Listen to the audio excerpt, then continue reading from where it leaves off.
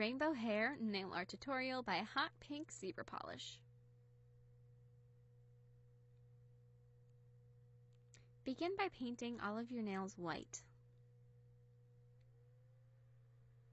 On your pointer nail, using black paint, I'm going to be painting the outline of a woman's face. So not like if she was looking at you, but like the silhouette of her face. And it doesn't have to be perfect at this stage. In fact, if it is, all the power to you. Mine wasn't, I know it wasn't. Just get it as good as you can at this point. It's like you're sketching it in. This is a first step. So now I'm going to be starting to fill in her hair, and I'm going to be using purple paint, and it's a pretty dark color of purple. And so I'm just going to go, and I'm almost going to add like a layer going around her face. And I'm also going to leave a really thin little white line right above like where her forehead is for the partner hair. So now I'm going to add a layer of blue just like I did the purple, and if you can, it's not necessarily easy, especially since acrylic paint dries so fast, but just sort of blend them together just a little bit, even if you just overlap them, just so that it looks like it's a progressive thing. So then add green, and keep in mind what color was the last color in that corner that's toward your middle nail. So you want her face to be facing your middle nail. So continue to add colors wherever they fit. I'm now doing yellow, and then orange, and yellow and orange, this is going to be a really hard area to blend just because the colors are so drastic. And then lastly, pink.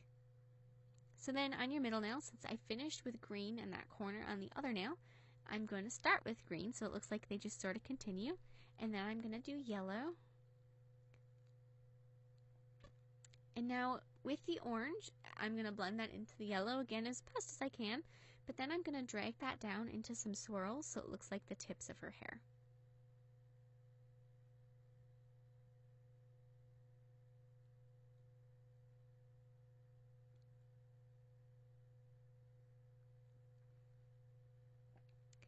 And now on the tips of those swirls, I'm just going to be adding some pink.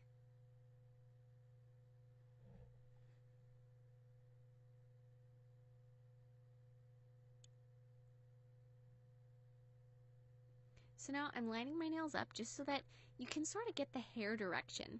And with a really thin brush and black paint, I'm going to be just adding lots of little lines to give the hair direction.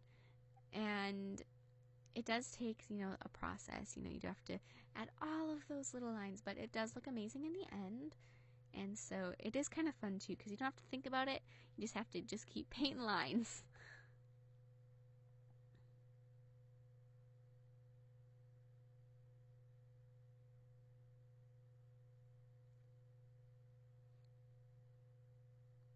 And then also add the lines of the hair direction on the top of her head too.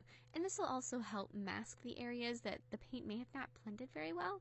It's going to make it look more like a smooth gradient. So now with white, I'm going to go through and I'm going to touch up her face. If your face doesn't need it, awesome, good for you, mine did. There's no problem with fixing things. So on your pinky, I'm just going to start by painting a large pink swirl. It keeps going until it hits the end or the edge of my nail. And even I did continue it after it hit the edge of my nail a little bit, just so that it was a lot of pink. I like pink. And then inside the pink swirl, I'm going to be adding orange and continuing the orange up and around just like I did the pink. And filling in the remaining space with yellow.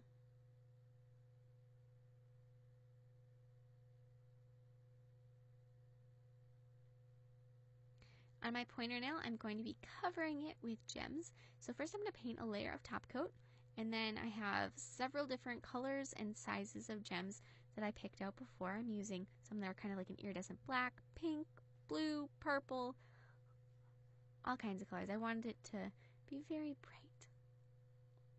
On your thumb, you're just going to repeat the same steps that you did for your ring nail. And so I'm going to repeat them, but I'm going to do them the opposite.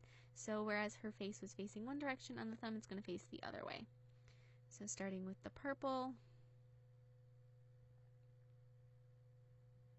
and then blue,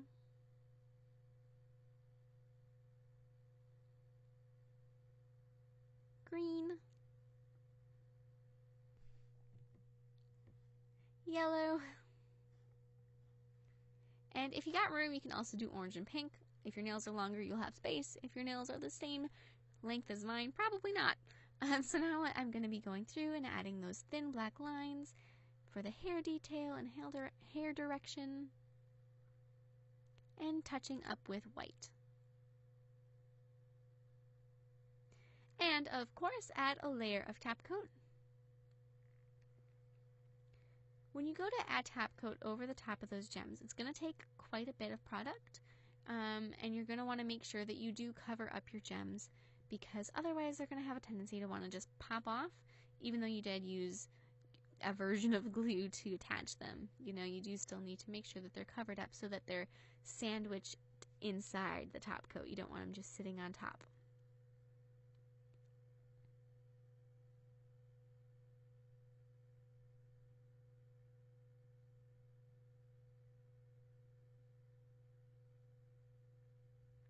Thank you so much for watching. I hope you like my design.